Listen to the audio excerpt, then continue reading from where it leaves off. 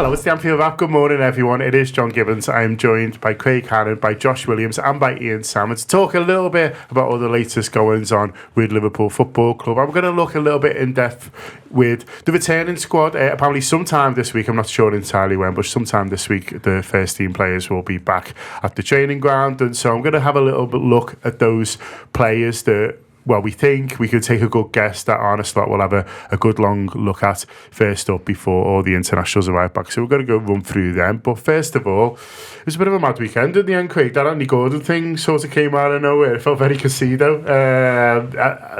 Suddenly this transfer is on and then it doesn't sort of happen. I mean, it kept me entertained between watching Glastonbury on the telly. Yeah, it was great, yeah. I mean, first of all, the thing I was thinking about, first of all, was that he'd been mentioned in so many of the transfer committee games, and every time I was listening, I was sort of disregarding it as a transfer that just couldn't happen.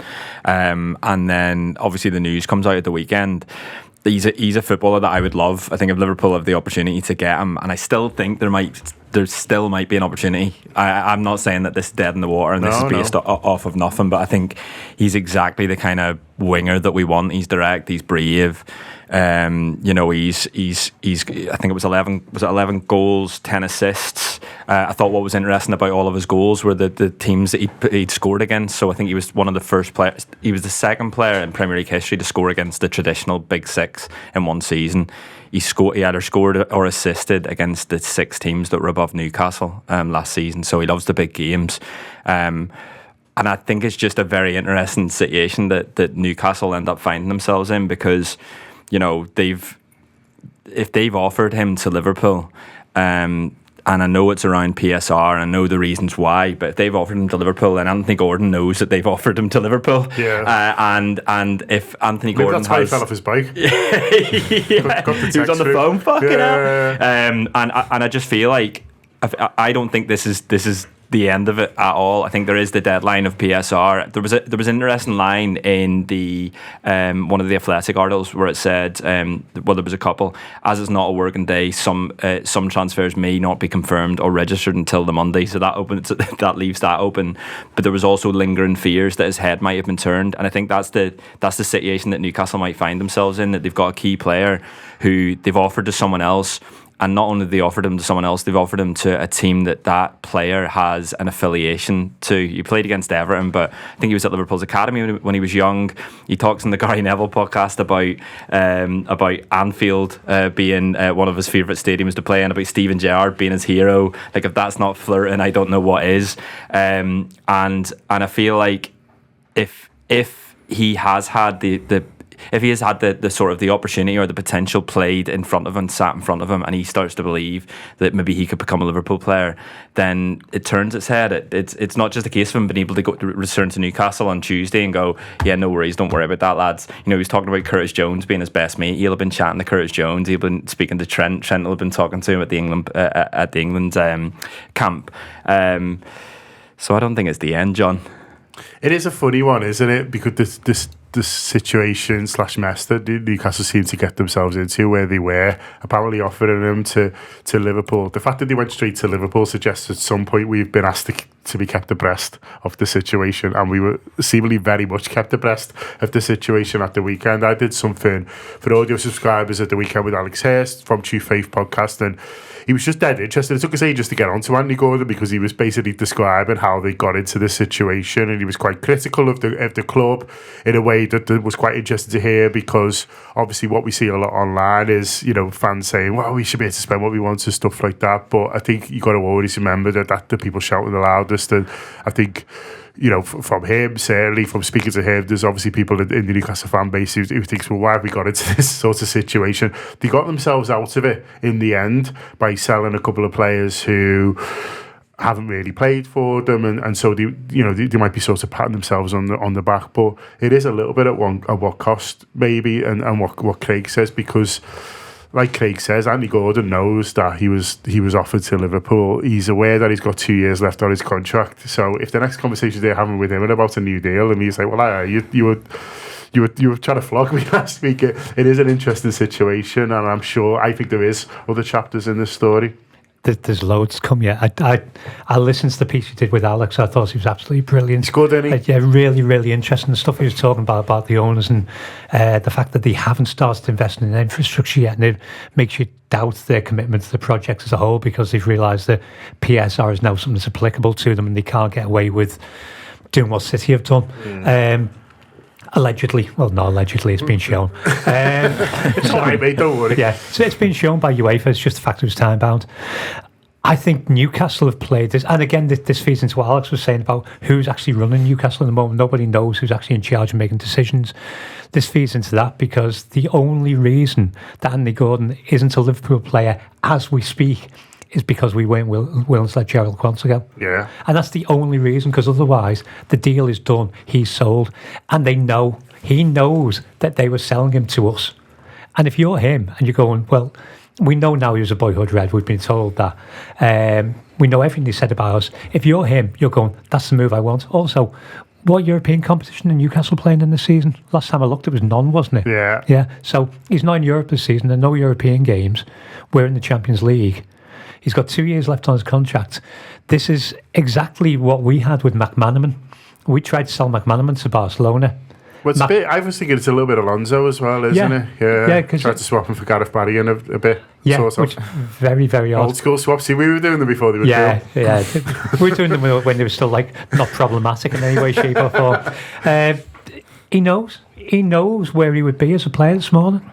And he knows what this season could have looked like for him. He could be playing in the Champions League all season.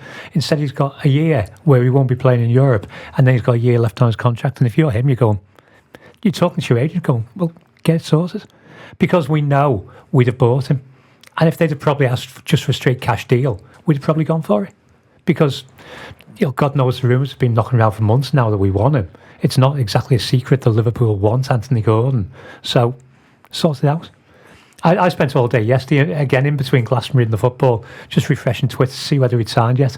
I was really disappointed when it didn't happen. I was because obviously me and Craig going out to America today, and I was like, imagine he's on the tour. And I was like, oh, I think, because he's, if England got knocked out and he's on the tour, and I'm Can pissed you get him on the show? I'm pissed in the mix zone, going, call Everton shite, lad. Call it, go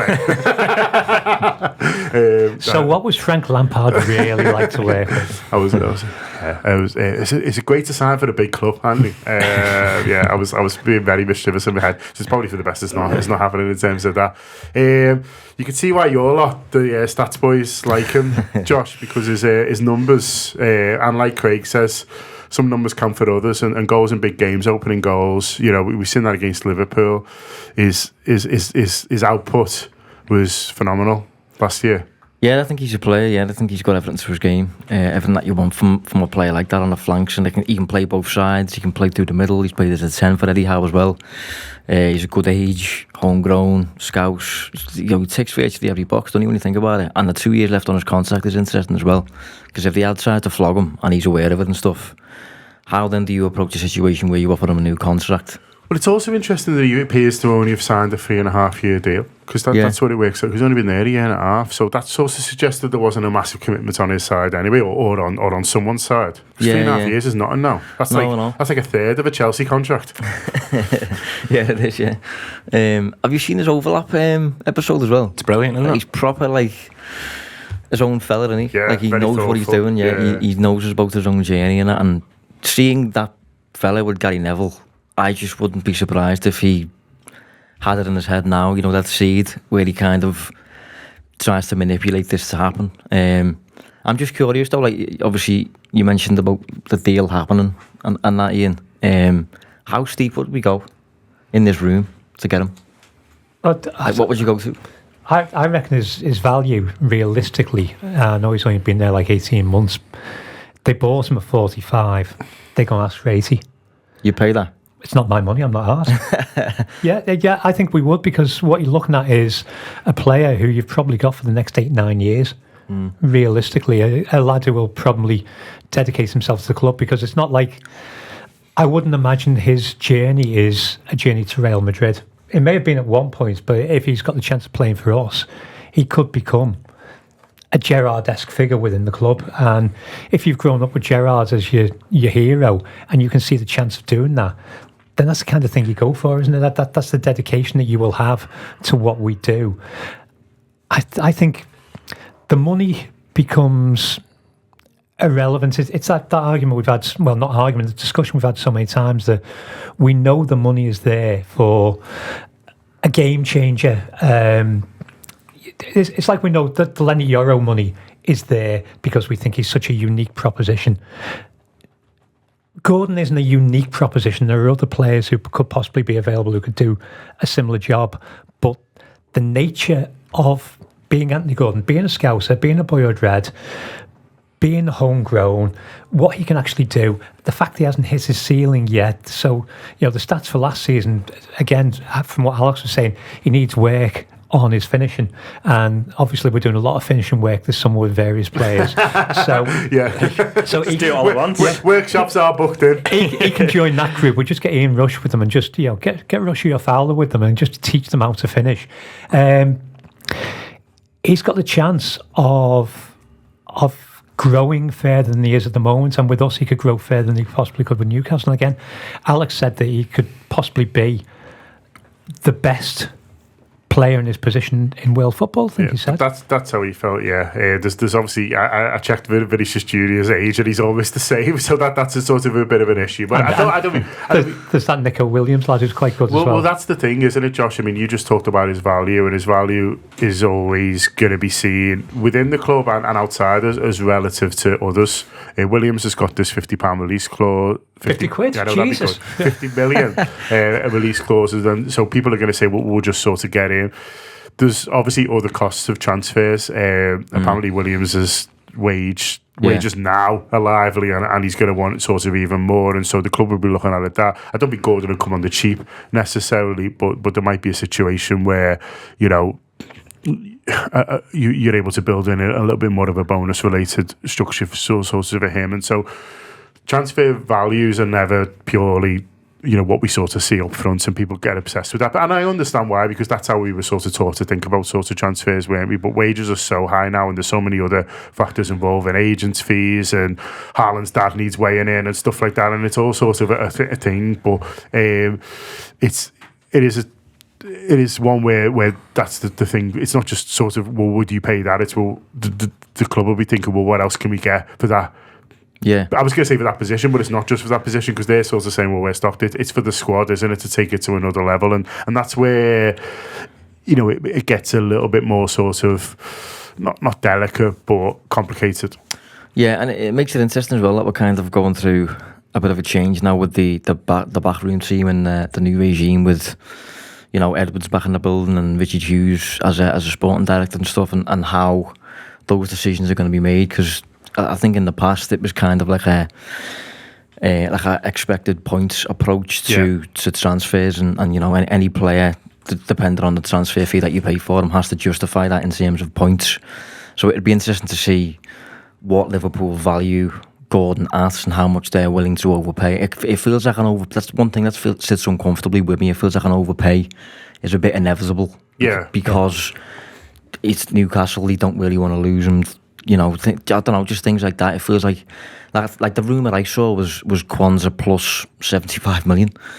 Which presumably that was their proposal, though. Well, but even if it was, that's a hell of a starting point. Because Kwanzaa, tells you the value they're placing on him. Yeah, but Kwanzaa in that, I think, is worth minimum 50 million at the minute, just based on everything he offers and that. So that takes, based on everybody else has moved in the last couple of weeks, and in the weird PSR swap diddles. Yeah, so if Newcastle putting the anchor down or whatever, they're putting the anchor down there at about 125 million. In that case, it's not doable. It's not doable in that sense, but it depends where you could get them to and how realistic you could get it. And in comparison to Nico Williams, I know Nico Williams is, as you say, on a big wage, and I think that'd be a really big, expensive deal to sort. I think even Chelsea have balked at that one, and that says everything. Nico Williams automatically wants to come in as your highest paid player, doesn't he? Yeah, and he's only 21, by the way, so imagine what he's on by the time he's 28, and he's still at club. I think the club might look at this and see. I know we're talking about it as a difficult transfer, and it might be one that is slightly inflated in terms of what Liverpool might want to pay. But in terms of resource and time spent having to convince a footballer to join Liverpool whenever there are other suitors, I think this might be one where they look at it and say, well, actually, we've got a lot to do this summer. And I don't just mean that in terms of transfers. I don't just mean bringing in a centre back or looking at a defensive midfielder or whatever. I mean, they're hiring backroom staff. They're building a sort of a new structure or infrastructure around the football club at the moment.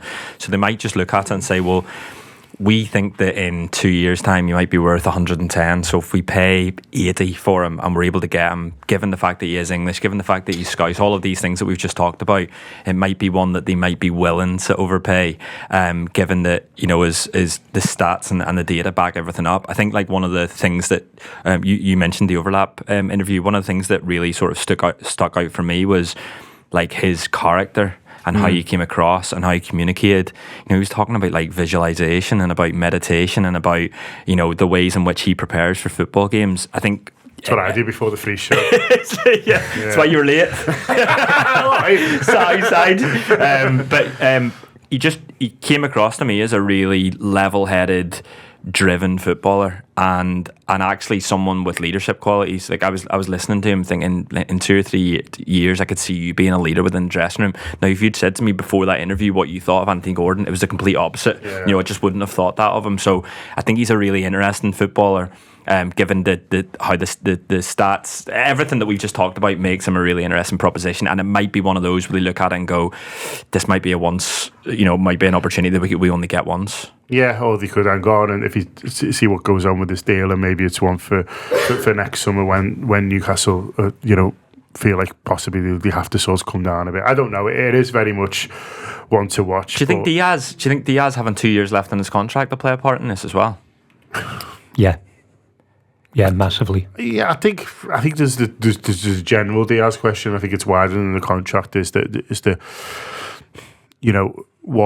what is the sort of future for him? What future does he want? First of all, what does he want to be a Liverpool player? Does his age? He's sort of 27 now. So would they be looking at it in terms of like if they wanted a decent fee for him? Is this the moment? I think it'd be interesting generally because obviously, like I said before, Josh's mates are back in charge now, and there's a group of players who were bought between when we were all on a break, and what happens with them I think is going to be dead interesting. It wouldn't surprise me. I haven't counted how many it is because I've just been sort of thinking about it over the weekend and I didn't know I was going to talk about it, but I wouldn't be surprised if in a couple of years maybe 1 or 2 of them are still here and maybe none of them. Yeah, like that. There was an article, I can't remember who it was by, but it basically was like alluding to the fact that these are Linders signings or these are Linders and Klopp signings rather than the stats fellas. Well, they're definitely not Michael Everett signings because he wasn't here. No. And they're not Richard Hughes signings because he's never been at Liverpool, and so I just think. I don't think that they're bad players. I think they're good players, but whether they're the right players for Liverpool and whether they can get to the level that Liverpool need them to, I think there's question marks over all of them who've been bought since from Luis Diaz onwards, and so I think it will be interesting. But one of them sort of, they might fucking love Ryan Gravenberch for all I know. Do you know what I mean? Yeah. Like, or it's I don't know. This is just interesting for not just Diaz, but for a few of them. And also the fact that the new manager's coming in, the new manager might be looking at Diaz and going, "Can't wait to work with him." Yeah, and it makes that much more difficult, doesn't it? Exactly. That is one thing with the Gordon thing, though. Like you do have Diaz on the left, and you have Gakpo for the left. Jota sometimes plays over there. Nunes even sometimes plays over there. So there's an element of like, if we do actually want him, and Newcastle ask for a reasonable fee and all that, what do you do with the spaces there? Because you've got a bit of a pile up there on the left hand side, haven't you? I think when you watch Gordon, look, we've all, because he's in the Premier League, we've seen him play against us. We know how sort of direct he is and all of that. But I think when I watched him on YouTube at the weekend, get myself excited, and I was watching him as a winger, the kind of winger we actually don't have. Like I was watching him do things that I don't see Diaz and Salah do that often, which is just go at defenders, and also able to sort of nick in at the back post. He was popping up in central areas, so you could play him centrally as well. But yeah, like you say, it leaves you with a bit more work this summer to do, actually. But I mean, you're worried about too many similar players. But I think what England have shown us in this tournament, Josh, is really you just throw lads on a footy pitch. You go, he's good. Throw them all on and hope for the best. Yeah, it's vibes only, and it's going so well. They're in the quarterfinals of the Euros. Yeah, it's not about structures, mate. It's not about tactics. It's about heart. Apparently, it's about knowing that you'll get a throw in the 95th minute and everything will be sound. Yeah, it's about trying dead hard, mate. Yeah. It's just, I mean, they are in the quarterfinals somehow. I don't know. I've got a bit of a funny relationship with England. I think on the whole, I want them to win, but like. It's funny when they don't. It is. You don't exactly. Yeah, it's funny when they don't. And also when Kane and Bellingham did that celebration, like I know it was a great goal, but I was a bit like, I hope you get knocked out now after that. Do you know what I mean? Because like fucking hell, it's a great finish, but you've fucking scraped into an extra time against Slovakia. You're really giving it the big I am. But like, yeah, they remain a mess. Josh, but then they are in the quarterfinals, and sometimes if you've got good players on the pitch, then they can't bail you out. Yeah, it's they have been so painful to watch though. Like it's really ugly stuff, and I'm generally like of the perspective that like you're only as good as your players, and I think your players dictate your results for the most part because they kick the ball. But in this case, the manager's heavily to blame for what's going on. Like I mean, I genuinely think he's been actually alright throughout his tenure. This is a bad tournament for him. I think he's just playing square pegs, round holes all over the place, and no players complementing each other. Foden's just doing what he wants, and the classic free roll just never works with any player. And maybe Messi, but just to give anyone a free roll and say, go and do your thing, lad, or something, it's just not happening. And everyone's getting each other's way. You've got not enough left footers at the back and too many left footers at the front. So it's just really, really messy.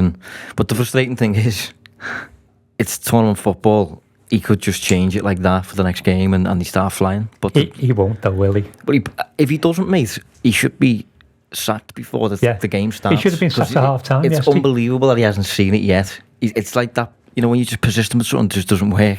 You've got faith that the tide will turn. It won't. It's not working quite clearly. And everybody watch it. See, I don't have a funny relationship with England. They're shite and always have been, apart from 1996 where I felt like maybe it'd be nice for them to win something, but other than that, I'm not arsed. I don't think it makes me a good person that I was disappointed when they equalised yesterday, but I was disappointed when they equalised because I just didn't think they deserved it. They didn't deserve anything, and everybody could see what was wrong with that team. Plus, you've got a captain who isn't a captain. He's never been a captain. And he's trying to run the... You can't have a captain in the number 9 position who's doing nothing at all and nobody running the midfield for you. It's just... It's embarrassing that Gareth Southgate can look at that and think it's good enough. I think there's not many times when the way I watch football, I don't watch it like analytically really, but when I was watching that, you could see with your own eyes like sort of all the problems. So Josh mentioned the fact that they're all getting in each other's way. Kane's dropping deep into where Bellingham was meant to be. Foden playing sort of common central because that's the kind of footballer he is. You're playing against a team where you're going to have I think they had 65% possession. You're going to have about that, but you're playing with Kyle Walker at right back. I think, look, I obviously don't support England, and yesterday was one of those days.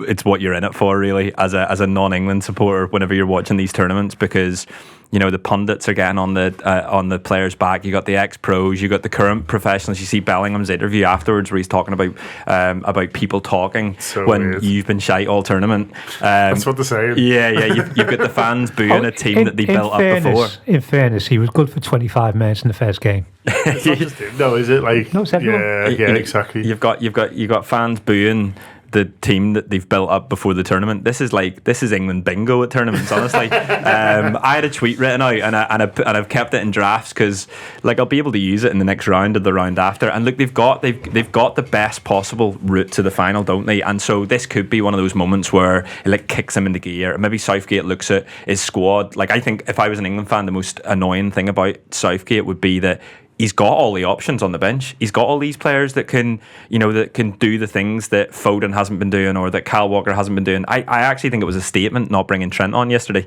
He brings every other fucker on, and when you need someone to unlock a team and your right back's got so much of the ball but you're not bringing on one of the best in the world, like, it seemed mad to me.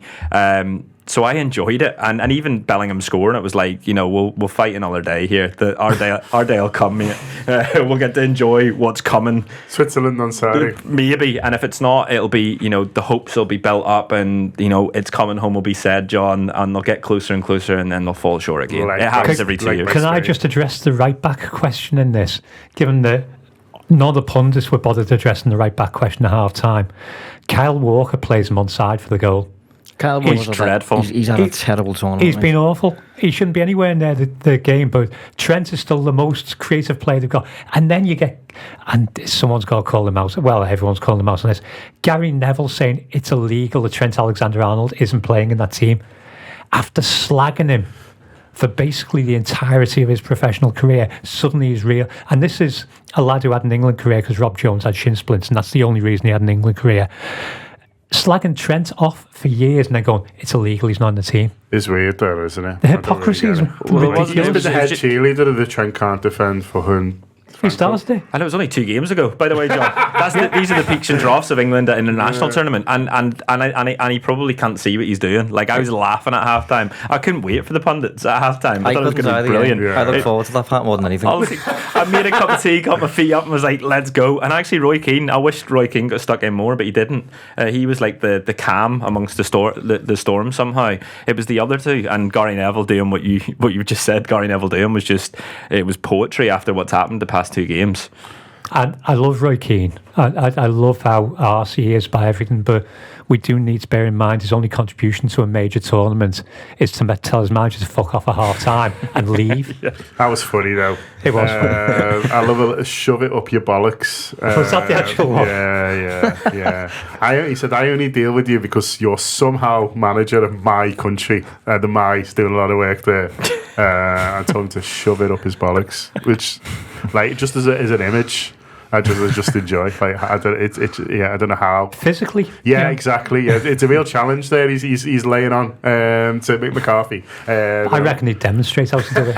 If Southgate, don't ask questions because you'll see. If Southgate goes into the next game having made only one change or whatever it is, it's he will wild. though. He'll probably bring Conor Gallagher back in.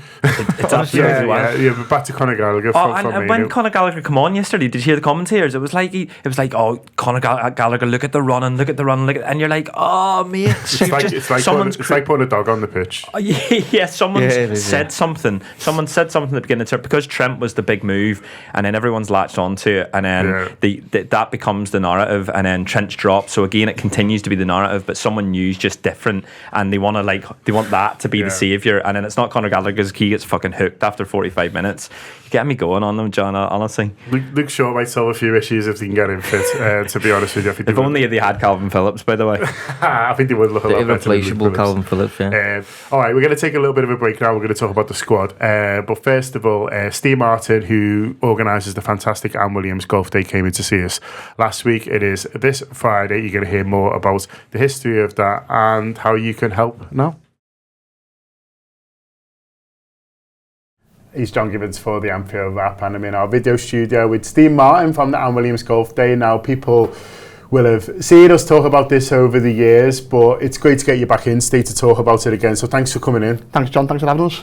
So, like I said, you've been in before. You've talked about the fantastic Anne Williams Golf Day, but it's developed massively over the years. It's grown into a huge thing. People who maybe don't remember you coming in will have seen it around, but for those who don't or maybe forgotten, if you could tell us a little bit more about the origins and how it got to where it is now. This is the 12th year of our event. The event was created on Red All Over the Land, Liverpool Supporters Forum, between 4 organisers, myself, Andy, Gaz and Sean. We started off just trying to do something nice to remember Anne's legacy after she fought tirelessly to get Kevin's story heard after he passed to Hillsborough before she lost her own battle with cancer. First year we had 28 players, second-hand trophies, boxes of balls and prizes. To what we've built up today is just beyond anyone could have imagined. We have supporters from all over the world, professional golfers within Tyrrell Hatton. Wayne Scholes is our ambassador for the day.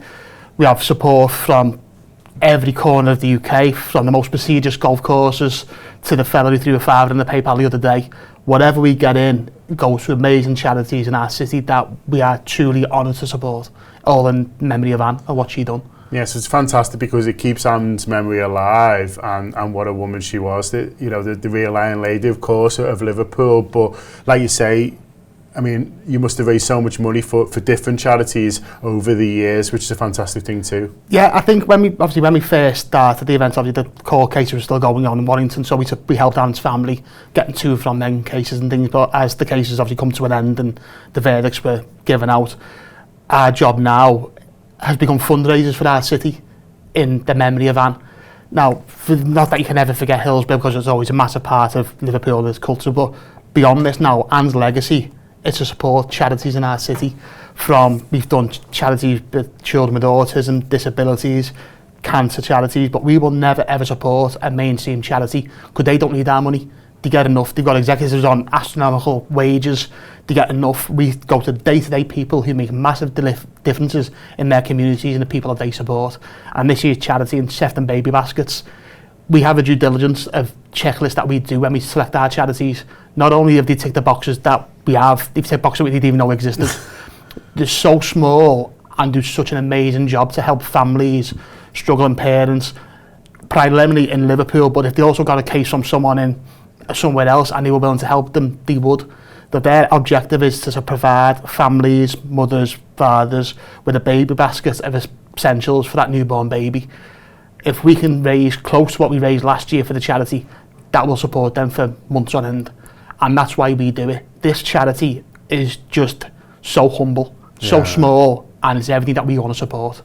So we found out about this charity through one of the organisers' wives, Jen, when they were taking their baby to their toddler classes. They come in and spoke.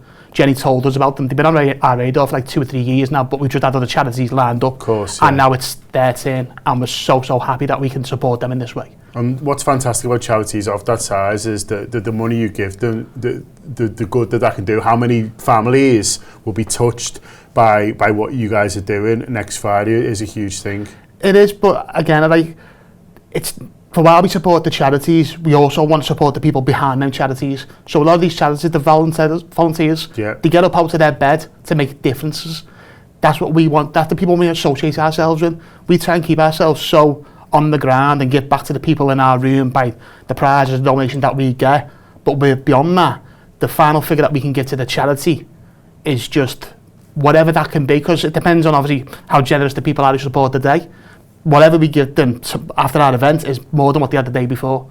And that's why we keep doing what we do. That's why our event keeps growing, because for a while we invested in people who we support, our supporters and donators invest in us and our day and by our values, how we run our day. So for everyone, it might not be everyone's cup of tea, but how we've grown this event from second-hand trophies to boxes of balls to the prizes on offer for next Friday, which I won't tell you because I don't want it to spoil the room. But it's humbling to us as organisers and how we've built this day, and ultimately it's all because of Anne. So Anne's family will be in the room. Yeah. They come and enjoy it just as much as everyone else. They present the Anne Williams Shield, which every golfer on that day wants to have the name on it. Now, some golfers just turn up and play one round a year, but they want to be part of our day. We have 20 caddies who all play a massive part in our day because they can't play golf, but they want to be involved. So, like my dad caddies for my brother. I haven't got a clue about golf, but he just wants to be there to support us as well. And the community and the atmosphere in our room, it's truly special because unless you're there, you don't know what you're missing out on. It's not just a golf day, it's a full event from the moment we arrive to the moment we leave the course. So it's Friday, July the 5th. Yeah. It's a week today on the day of the source of recording. Obviously, this will come out next week. But the golf's competitive, isn't it? It's competitive to get on. It's competitive to play. Yeah. And then once people are there, like you say, people want to win. They want to be a winner. I mean, I make the joke, it's harder to get an event than on the scene to go to Liverpool. And you can't do that. And the way we've run our event is, it's not a closed shop. But if we don't know you, you're not getting in. Because we don't want people coming up who don't believe the values of what we've created and walking away with the unbelievable flowers. So it's our day. It's the people who've made the day what it is. It's so special, from the organisers to the participants to the caddies to the musicians. Everyone buys into what our day is, and it's all about Anne and we're giving back to the charities that we support. Like, it's hard to explain. I feel like I blow smoke up it, like, wow, what we're doing. But I'm at the point after 12 years, I feel like we can. Yeah, you should be proud of what you're doing. I'm very, very proud, and I'm very, very humbled. And we were, like, Andy was in ours the other day, and we were going through the prize list. And the players were shaking our heads because you're looking at the generosity that people support us, and it makes you take a step back to think how far we've come in such a short 12 years. I mean, some charity events don't last 2 years. Well, yeah. Let alone going into 12. And as you say, the money that we've generated over them years, I have no idea how much we dealt with from the prize donations to what we give to the charities at the end of the day. It's just very, very, very, very proud to be associated with this. And I think everyone who participates in our day feels the same. So people want to support you. I know you've got a Just Giving and stuff like that, because people will have heard about that charity and the amazing work that you do, and in memory of Anne might want to give a small donation. So yeah, so we have that Just Giving link, which I'll send over to the lads and hopefully they'll put out on the thing. But we also have our PayPal, which is anwilliamsgolfday@gmail.com.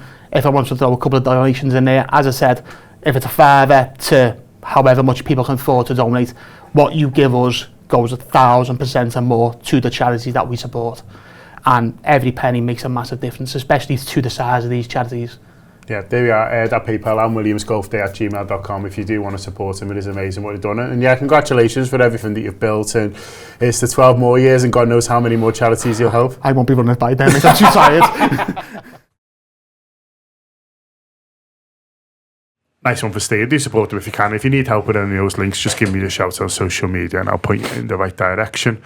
Okay, let's talk about the squad. The players are coming back some point this week. I'm not entirely sure when, but it's meant to be the first week of July that the players sort of are coming back. So I wanted to have a talk about the ones the slot's got to work with right away. And it is a fairly defined group because of the ones who return. And I think Andy Robertson and Dom Szoboszlai will be the first ones. So they played a week ago. But you know, Ford will try and maybe give them 3 weeks off. So it should be another fortnight. So the ones who I think he's basically got for the next 2 weeks, and there'll be some youth players on top of these, and obviously different players emerge, but these are sort of the ones that I wanted to focus on really. So we'll talk about defensive players first of all. So there's Kevin Kelleher, there's Quanta, there's Van der Beek, there's Nat Phillips, got to throw him in there, still a Liverpool player, Conor Bradley, Chimikas, and then a glut of left backs. England are killed for them. Owen Beck, Luke Chambers, and Callum Scandalin. There's a few there that have got a real opportunity to throw a bit of a marker down, I think. Most notably, I think Bradley and, for me, and Quanta are two. There's a couple of interesting ones in there as well, you know, in terms of might be going but aren't yet. There's Owen Beck, who was out on loan. And then, obviously, there'll be young lads as well. But I think for Quanta and Bradley in particular, I think they should be eyeing a start at Ipswich. And I think it's possible because, you know, they'll be in the manager's eye first. Just me? Yeah. Yeah, no, I agree. As a massive advocate of Conor Bradley, I was slightly worried whenever I heard the Jurgen news, and it wasn't one of the first bits I was worried about, John, but what I was thinking was that a lot of the young players would have felt like that, he's found his way in the team as a player who you could rely on to start in big games, and then you've got a new manager coming in and you're not entirely sure sort of what setup he'll go for, what his thoughts will be in terms of Trent and where that, and I think that'll be a big part of the decision making. But I think you're right. I think given the fact that it looks like England you know, will should in theory go further than the Switzerland game, then you're not getting Trent back for a good while, and so someone like Bradley should be looking at that and thinking, well, I want to be starting the first game. And I know that's probably unlikely, but again, it depends on where the new manager is looking at playing Trent. Quanta as well, massive. You know, if I'm him, I'm looking at last season as a season that maybe you didn't expect, and maybe they did within the club, but for us as fans, we certainly didn't expect the sort of rise that we've seen, where, you know, Josh talking about him as someone that we'd rate at 50 million. I think that's absolutely right. You'll also know the fact that Matip's left, that the club will be looking for a new centre back, but you know, he's got a head start on anyone coming in new, and you know, I mean, I'm looking at the rest. Like when I looked at the full list, John, that you sent over, the defensive players and midfielders and the forwards, actually my first thought was thinking, there's a lot of players there that you could sell for a decent amount of money. I know, but what I mean is, I was looking at them and thinking, oh yeah, there's a decent team here. You know, like a lot of opportunities. I thought fucking flogged the place. No. What I mean is, there's some really, really exciting young players like Jayden Dans, and there's Conor Bradley, obviously Quanta. You know, I'm going to sell him. That'll learn you. You know the rule, we don't sell him. Even players like Baccetic, you know, there's some really, really exciting young players. Curtis Jones and Harvey Elliott, that's a massive summer for them. But what I mean is, I'm looking at players like potentially Kelleher, although I'd like to keep him, but I know that you know, he might be one that thinks, you know, I might move on. You know, you're looking at someone like Tsimikas maybe, although they might decide to keep him. You know, Carvalho. I'm looking at loan players coming in. They're talking about valuing Tyler Morton at £20 million. Like that's a big amount of money to bring in. You know, Carvalho put towards the Gordon kitty. Exactly. Well, exactly. You know, you could look there, and it wouldn't be mad to say that you could make 80 million out of players that are probably not even squad players there. No, I mean it's fair what Craig's saying there, because the manager will be saying he wants to have a look at everyone, and I think that's fine, but he'll probably have to have a look at a few of them quite quickly, because decisions need to be made on what to do them. Now, if you're loaning someone out, you can wait a little bit longer. I think if you're thinking, no, we don't want to sell him, but we might want to loan him, listen, you can do that right up to, you know, the end of August, and so there's a little bit more time there. They might even decide it's better if he's around, the players around for pre-season as much as possible, and then goes out once the season starts. But I think, you know, there is different options for all of these players now most of them, you know, you'd be shocked if Harvey Elliott's not you know, first team player next season, you know, for example. But for many of the others, it is, well, are they first team players? Are we looking to sell them? Are we looking to cash in? Is it a loan, or is it, you know, go back to the 21s and play there? And there's 4 options there that are available to quite a few of these, really, and that's what the manager's going to be looking at. Yeah, I don't think people realise, to be honest, just how deep the squad currently is. I think it might be the deepest squad I can remember Liverpool having, to be honest, in terms of, you know, a fixed starting 11, then about, you know, 10 players who could come in realistically and the level doesn't drop, and then a gang of kids who could be off the level to be playing virtually every week as well. So I think there's a lot of weighing up to do this summer, a lot of kind of like refining to do around the squad, where you're just kind of trimming around the edges and stuff. I don't think we'll be, and I hope we're not like Chelsea, where we just kind of take some of these youngsters for granted and sign cash in immediately. I think Slot will get an opportunity to weigh them up, and I think players like Owen Beck, you know, if we lose Tsimikas, you could have his replacements already in the building, and you don't have to go and buy a new left back, and maybe that goes towards, you know, a shiny new forward or something like that. But Conor Bradley's another good example. You know, I think Arne Slot will have tuned in to the Euros this summer, and he'll have seen Trent as a midfielder. He'll know in his head that that's a possibility. And I think seeing Conor Bradley up close and personal, I think that could, you know, almost convince him that, like, I have actually got 2 top quality options at right back here, and if I want Bradley to play more often, Trent moves inside and plays there. So there's lots of different experiments to conduct over the summer, and lots of players to assess. Obviously, Slot's going to pay most of his attention towards, like, the key players in the squad and the lads who he's going to hang his hat on and stuff. But yeah, I don't think people realise how many, like, fringe players, if you want to call them that, are really good. You know, they're not typical genuine options. Yeah, they're not typical, you know, fringe players who you can't really get rid of, and you can't find a buyer for them and like that. These are fringe players who you know, if they have to play minutes for you, they don't bring your level down that much. I think there's, when we're talking about players having a chance to impress them, we've got to bear in mind that Arne Slot's gone through an interview process, and in that interview process he will have been asked questions about the team that is already there and what he wants to do with those players. Because if you're the sporting director and you're not asking the manager what does he think of your current players, then you're a little bit remiss, because you shouldn't be waiting until he's actually boots on ground to go, what do you think of these? He's already seen the team play. He'll have watched videos. We know he's watched videos. We've watched training videos. So likes of Quansah and Conor Bradley, I don't think need to impress him at all, because he will already be impressed. He'll know what they're doing. I think this is an opportunity for players like possibly Van den Berg. Van den Berg could be a surprise this time last season. As Craig said, we didn't know anything about Quansah this time last season. Van den Berg, who the last thing we've heard of is him going, you're restricting my right to play football here with these ridiculous prices. He could be the centre-back that Arne Slot thinks he needs for what he wants. And this could be his chance to prove it. Tsimikas, you've got to think Tsimikas is on his way out. You've got to think Phillips is on his way out. These are the lads we can get money for. We haven't seen loads of links for Tsimikas, though, have we? Yeah, there's not been much in terms of noise, but I don't know. But I do think that you'd probably find a buyer for him. Yeah, I don't think you would. He can do a job for someone. Yeah. He's got a bit of offensive quality as well to him, so, you know, any team that wants a decent fullback, I think he's I think he's just, No, I think you would. I just think it's interesting that there's not been sort of many links. But yeah, as we said, you can see his replacement there. In fact, there's one full-back replacement too many on our books at the moment because there's no way we're going to use all three. So the likes of those have got a chance to the Vandenberg, Beck, Chambers, they've got a chance to really impress, to show what they can do. Midfield, this is a golden opportunity for Curtis and Harvey to be right in his thoughts, which goes against everything I just said. He will have seen them play already, but Curtis can show that he can be the heir apparent to Calvin Phillips for the England team in this. He can be the lad. Because if we're going double pivot, Curtis is built for the 6 more than any other position in that system. Harvey can show exactly why he should have played more last season. Bajcetic can show where he's up to in his recovery. They all become options. And then we've all seen what Clark, McConnell and Morton can do. And Trey Neone is just, at the moment, he's still a youth prospect. He's just turned 17. Yeah, he was 17 the other day. Happy birthday, Trey, if you are listening. He doesn't subscribe, but he likes the free stuff. So, Fair enough. Say happy birthday to him on this. Yeah. Happy birthday, Trey.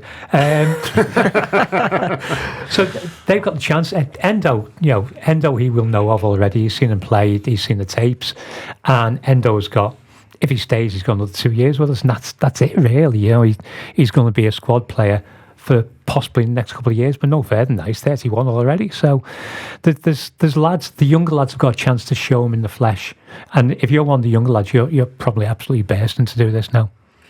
It's of the 3 sorts of positions when you carve it out. I think this one, in terms of the players that he's got now, is probably the most exciting. If we were playing a friendly tomorrow, then I'd be looking at that and thinking, I can't wait to see that midfield, and even with changes, others, because like Ian says there's obviously lads who are very much first team players, but there's also ones who will feel like, they've still got stuff to prove. And then there's the likes of Bobby Clark and McConnell that whenever you saw them last year, look great. And I think there's loads there in that midfield for Slot to get his teeth stuck into, and there's loads of opportunities for a few of them, like Ian said, to throw the hands up and go like, you start me at Ipswich.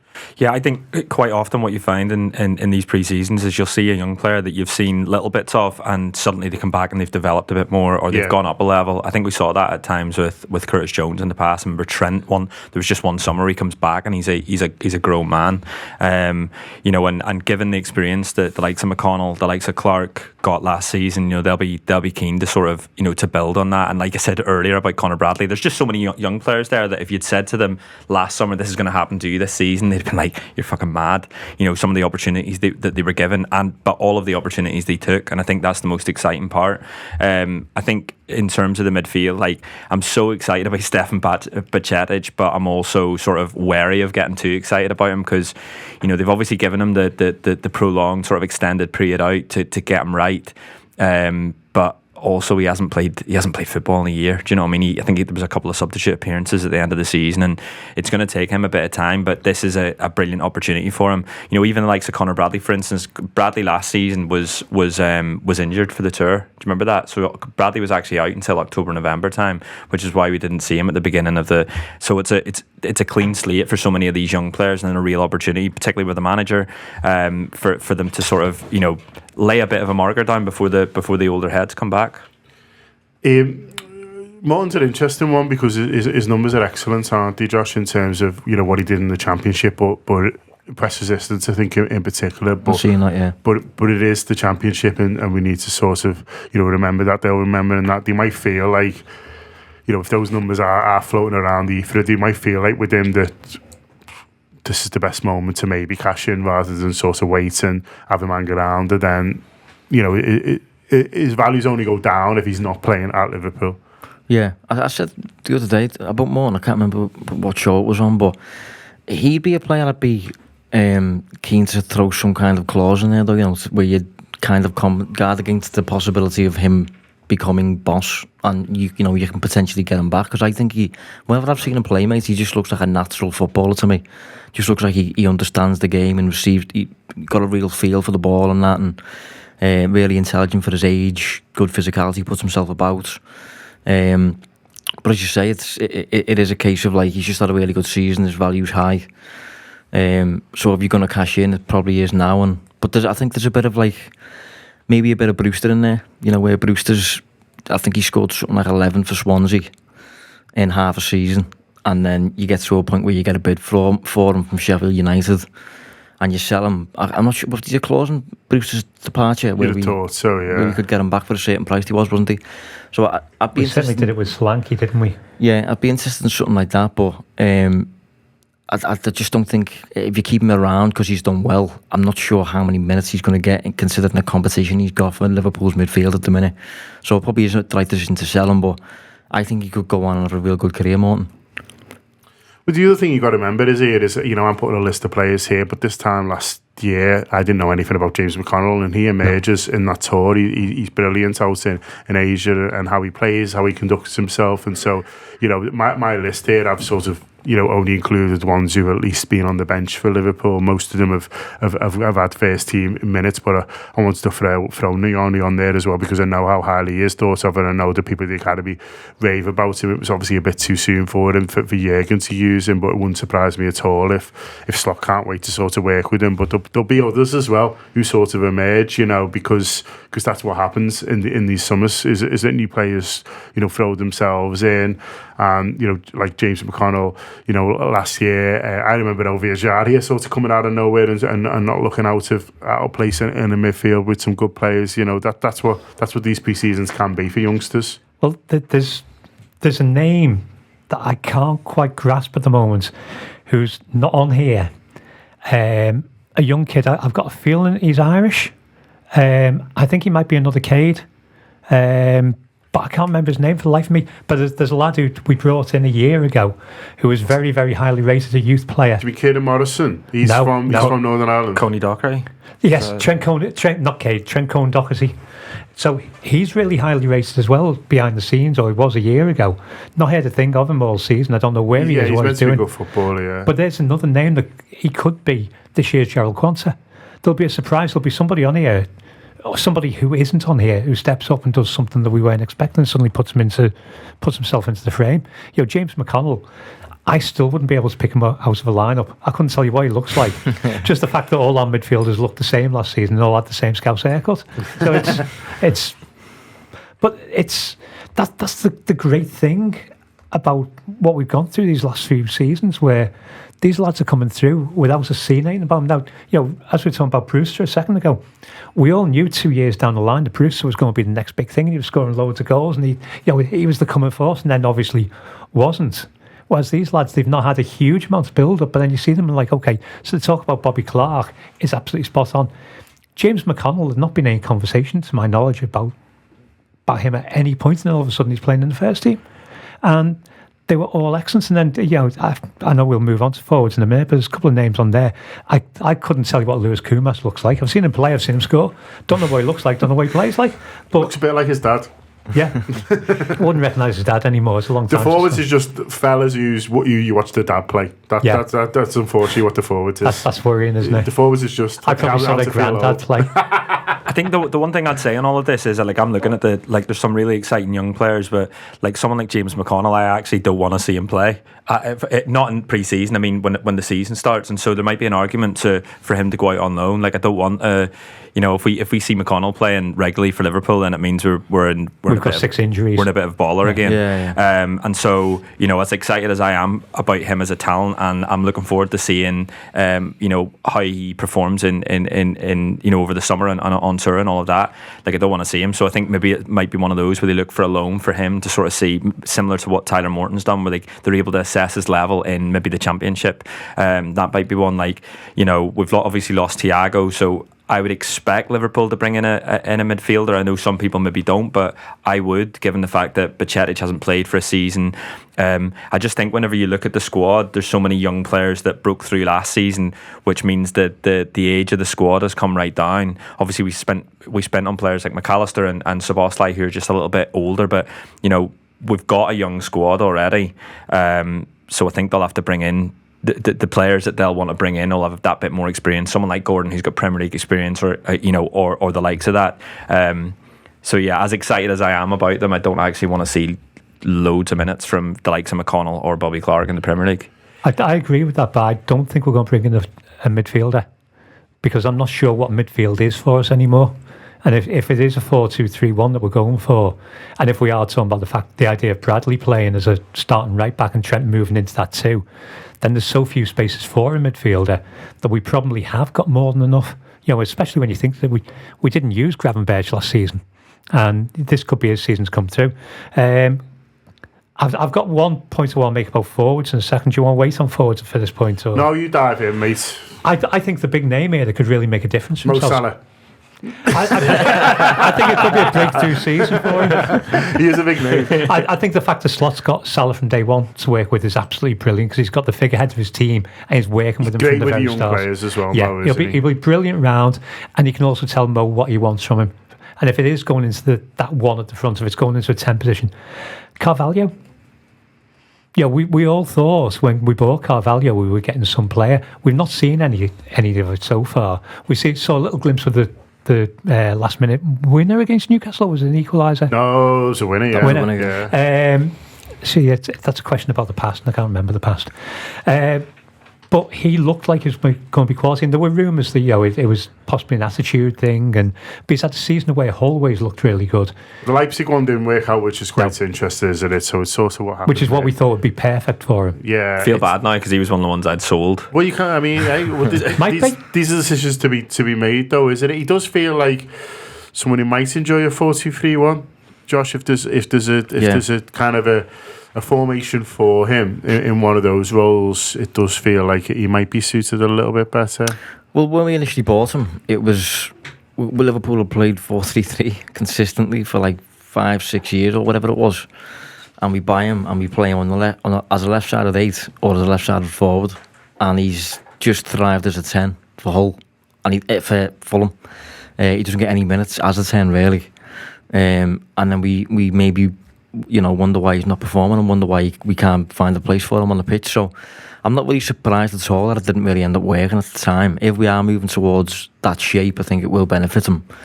But even still, the competition he's got for that 10 spot is... I can't see him getting minutes. I would probably sell him as well. Well, Harvey Elliott's ahead of him for one. Do you know what I mean? We just list him in as a midfielder, but it'd be interesting to see what the manager. But if you were playing 4-3-1, he asked Harvey where do you want to play? He'd say 10, I think, and he's not the only one, and he is ahead of Carvalho because of what he's done. Yeah, and you've got even like McAllister. It can play. I know he can play as part of the double pivot, but he's got experience as a 10. He's good as a 10 as well. Szoboszlai. I think Jones could probably do it. Gravenberch, I think, is a bit of a weird profile for that, to be honest. But there's even like a Gakpo or even potentially Salah coming inside if we get a wide player, and there's loads of options for that spot. So Carvalho, I don't know. I think he's a good player, but Liverpool level's seriously high, and I don't know if he's there yet. And because he's just had a decent half season on loan, the option to cash in is there as well. So, yeah, it's a human with him.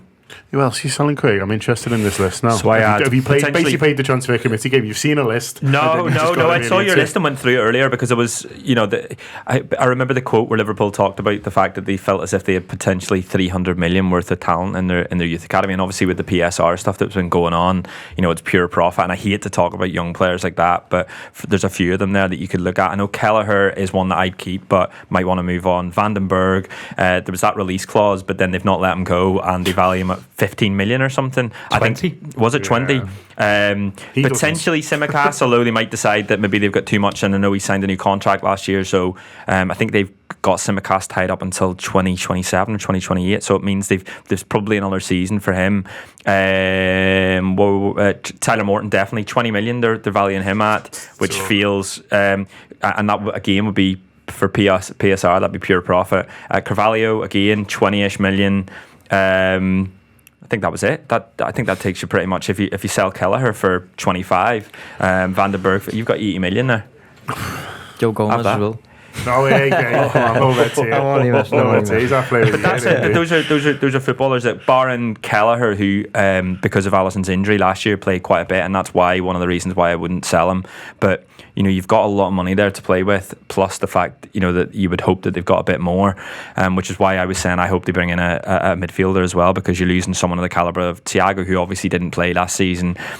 but it just feels as if you probably need, there's so many exciting prospects. Jayden Danns, we haven't mentioned, is someone that, will struggle for minutes, but actually it was a bit of a breakthrough season, but not really for him, in that he gets a couple of games and then he's thrusted away from the limelight, and you might see him more in the FA Cup and League Cup games.